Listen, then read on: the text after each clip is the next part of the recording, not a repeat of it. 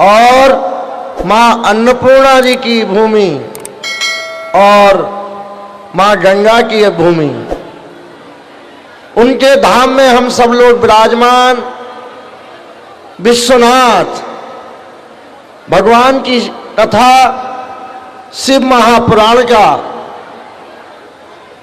पावन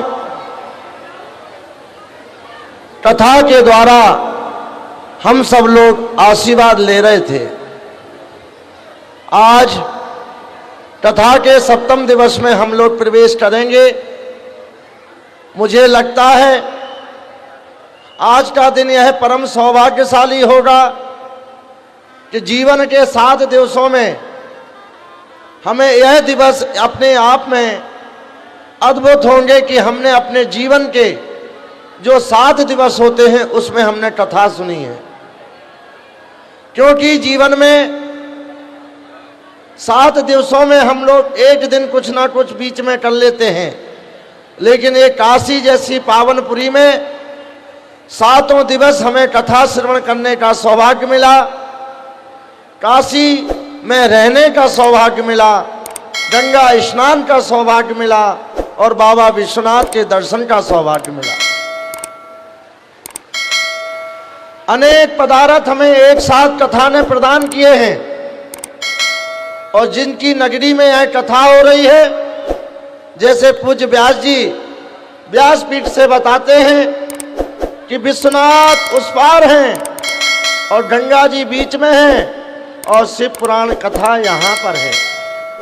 कल आप सबके बीच में उत्तर प्रदेश के मुख्यमंत्री जी का आगमन हुआ था और उन्होंने आप सबकी श्रद्धा को प्रणाम करते हुए कहा था कि मैं जिस कुंभ की परिकल्पना कर रहा हूं वह कुंभ तो सीहोर वाले महाराज जी ने काशी में ही लगा दिया है। और ये निश्चित है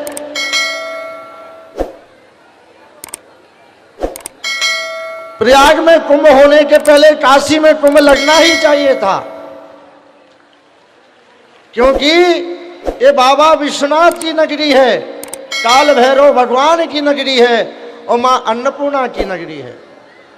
और कल जिन्होंने महाराज जी ने व्यासपीठ से बताया कि जिसको मां हम गंगा कहते हैं वो तो हमारी मौसी है, और मौसी के घर तो जब छुट्टी हो जाती है, पढ़ाई बंद हो जाती है, संसार के बंधनों से मुक्त हो जाते हैं, तो सारे बच्चे कहते हैं कि अब हम मौसी के यहाँ जाएंगे, वहाँ आनंद करेंगे। तो निश्चित ही माँ का आंचल और मौसी का घर तो प्रेमदायक होता ही है, और उसी गोद में, उसी आंचल में हम सब लोग ने गोता लगाए हैं। और निश्चित ही जो हमारा एक लोटा जल है वो केवल हमारे कल्याण के लिए नहीं है। जैसे अभी आशीष जी बता रहे थे कि कथा हमें केवल अपने कष्ट के निवारण के लिए नहीं कहती है।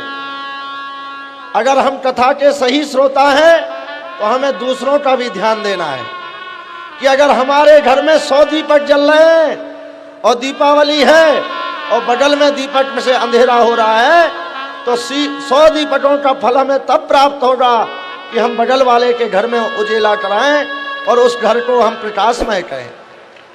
हम एक कह के छोड़ दें तो उसके भाग्य हैं, उसके कष्ट के लिए भाग्य हैं। तो निश्चित ही आज जो इतनी हॉस्पिटल और इतने बने होते नहीं बनते, हमें सबका ध्यान रखना है, सबको अपने जैसा देखना है, यही कथा सिखाती है। मैं व्यासपीठ को प्रणाम करते हुए परम पूज्य महाराज जी को प्रणाम करता हूँ कि उन्होंने अपनी कृपा पूर्वक यह काशी में शिव पुराण कथा के लिए यह अपना अमूल्य समय दिया। मैं पुनः प्रणाम करते हुए मैं प्रार्थना करूँगा कि अपनी 7 दिवसीय शिव महापुराण की कैलाश कथा का शुभारंभ करें। इन्हीं शब्दों के साथ मेरा बार बार प्रणाम। है कथा विराम की ओर जाएगी।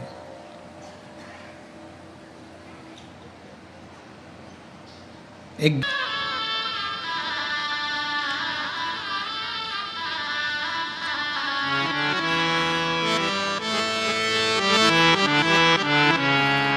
में ये आत्मा परमात्मा की हो जाए, हम हमारे बाबा देवाधिदेव महादेव के हो जाए। मरने के बाद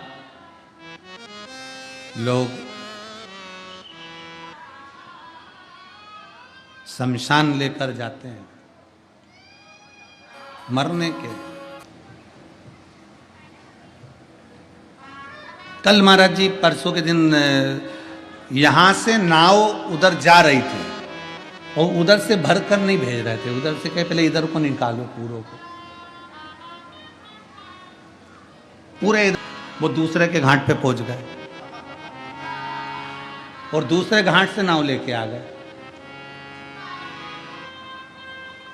आता वही है जिसका हाथ मेरे महादेव को पकड़ना है।